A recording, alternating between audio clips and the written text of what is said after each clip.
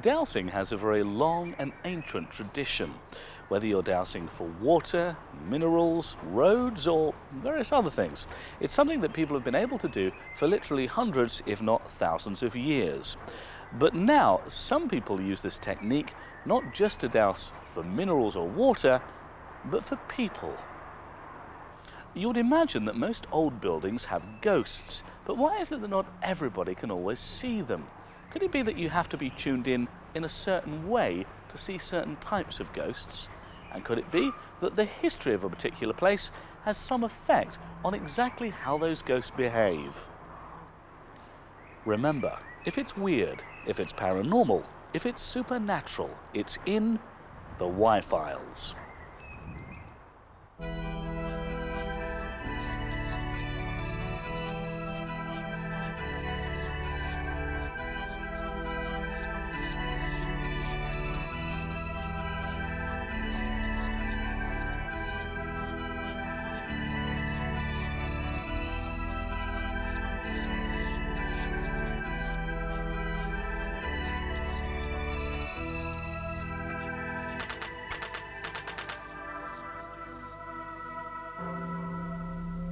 In this episode of The Y-Files, a dowsing detective recounts the story of how he helped solve a murder case.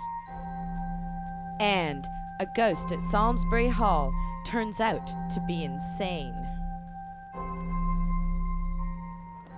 Do you believe that people can use dowsing to locate objects or even people?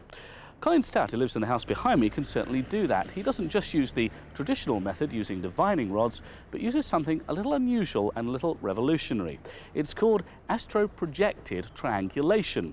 It sounds a bit complicated, but it seems to work. And there's a lot of hard evidence in black and white print to prove some of the things that Colin has doused.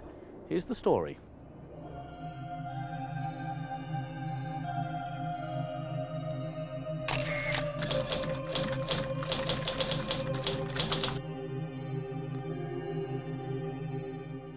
Well, I came home from work one night and my mother said, this man who's been missing, this jogger, he's been missing now for 7 days. Can you try and help us, find out where he is? So I had my tea and I got my dowsing rod and I projected myself and I knew he was west of here, of this position. So it could be Radcliffe, Bolton, it could be as far as Southport. After that, you've just got the sea. So he was in this area. Then I astro-projected myself. I had some psychometry of this man. I had a photograph, a newspaper photograph. Using that as psychometry, I projected myself to the actual spot where I thought he was.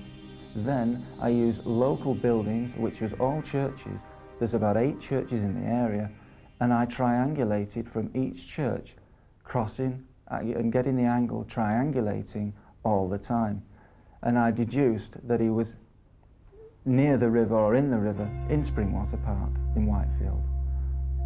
I said his body would be face down in water in Springwater Park. I thought really he was in a pond. I didn't think he was in the river. His body was found about half a mile downstream in Radcliffe. This is not the first person I've found, so my mother specifically said, don't tell the family, tell people that would believe you. So I told the postmistress of the local post office, and I also told the press. I went to see the Prestwich and Whitefield Guide Office. I spoke to a man. I'd never seen that man before in my life. He's called Frank Elson. I told him what I thought, and I left. I just walked out of the shop. And as soon as I gone, I presumed he did tell the police as soon as I left. And I did say that his body would be found within the next 3 or 4 days. And his body was found 3 days later. It's not the first person I've found. Everybody says, what a lucky guess. Did you push him in? Everything. I've heard everything being sold to me. But I'm a dowser. I've found many things in the past. There's a lot of Roman roads around here. People believe that the nearest Roman road is the Bolton to Bury main road is actually a Roman road in tarmacked over. But there are lots of little Roman roads which have never, they're not even on maps, but you can find them. the road from Preston to Simister, the road behind us in Prestwich to Simister, there is a Roman road there. It's not even on the maps, but I know it's there. There are other Roman roads. What I like to find is mineral deposits, aquifers, things under the ground, springs, location work. You can even use this for finding submarines at sea, all kinds of things that want to be found, because I am not a medical dowser. I'm a member of the Manchester Dowsers, and most of the Manchester Dowsers are medical people in a medical environment. We are medical dowsers. I'm not. I'm just I'm a new face, if you like. I'm a location man. I'm a land dowser. I love the land, the topology of the land. That's my angle.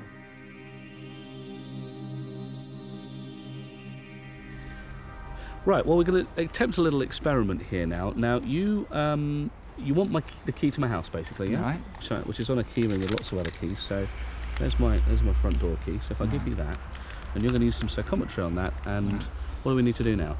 Right. You've told me you live in the south of England. Yep. Right. I've homed on to your house.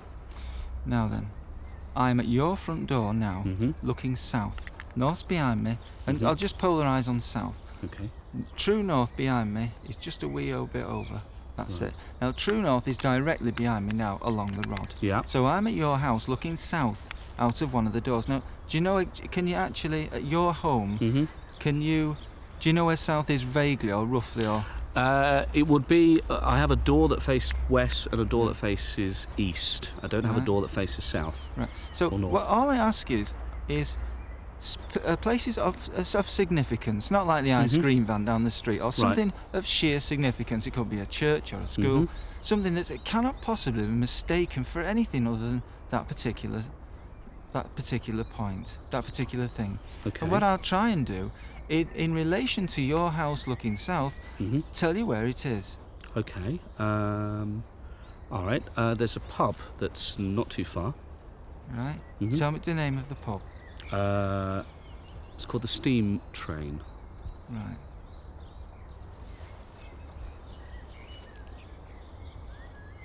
I get it, yeah, but I'll try again.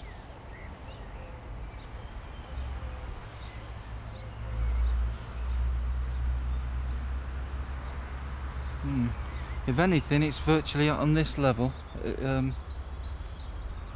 Yeah, it would be. In fact, Yeah. yes, that's true. It would. Yeah, Absolutely because right. I'm getting the reading there, and I'm getting the reading behind me. So I'm polarising. Right. I'm polarising exactly in that position. Yeah, it would be off to the. But as I say, if I'm on camera, you're asking me to do something that is hard. Sure. But you can understand if I was at home, have a coffee, do it again, have another coffee. You gradually sort of pinpoint it even more. Go back the next day, have a coffee. Sure. And you can actually find anything in the world. Right. Even, may I say it, Lord Lucan? Right. And there's another story. That is. Do you know where he is? I won't say on camera though. Ah. Okay. Well, there we are. It's always difficult to do these experiments on the hoof like this, but Colin was right. I have to say, it worked for me.